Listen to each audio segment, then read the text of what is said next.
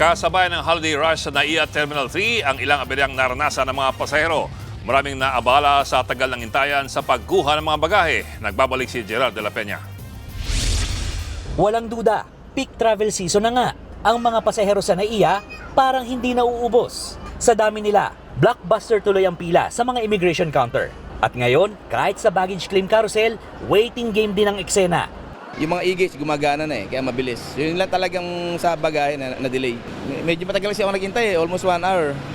Siguro kung lumabas na maaga, kanina pa ako nasa bahay. Nasanay lang ako sa ibang bansa na mabilis ba yung proseso. Ayon sa mga otoridad, mano-mano ang baggage system ngayon, kaya may katagalan sa pagbaba ng mga bagahe.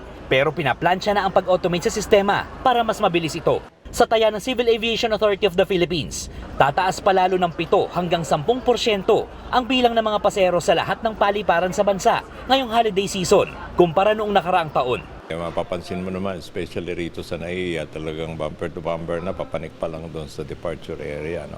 Affordable na yung air travel as compare, especially yung mga tao, Christmas rush. Mahirap sumakay ng bus, mahirap sumakay ng barko, it take time. So at least sa airline, sa aircraft, 1 hour, 2 hours, nandoon ka na. Simula December 20, inaasahan ang lalo pang pagdami ng mga pasahero. Pagtitiyak ng mga otoridad, handa sila rito. Nobyembre pa lang, hindi na pinapayagang mag-leave ang kanilang mga tauhan. Nagbabalita mula sa Frontline, Gerard de la Peña, News 5. Mga kapatid, Ed Lingaw po, maging maalam at may pakialam sa mga napapanahong balita sa ating bansa. Para sa mas malilimang pagtalakay at paghimay sa mga issue at headlines, mag-follow at mag-subscribe sa social media pages ng News 5.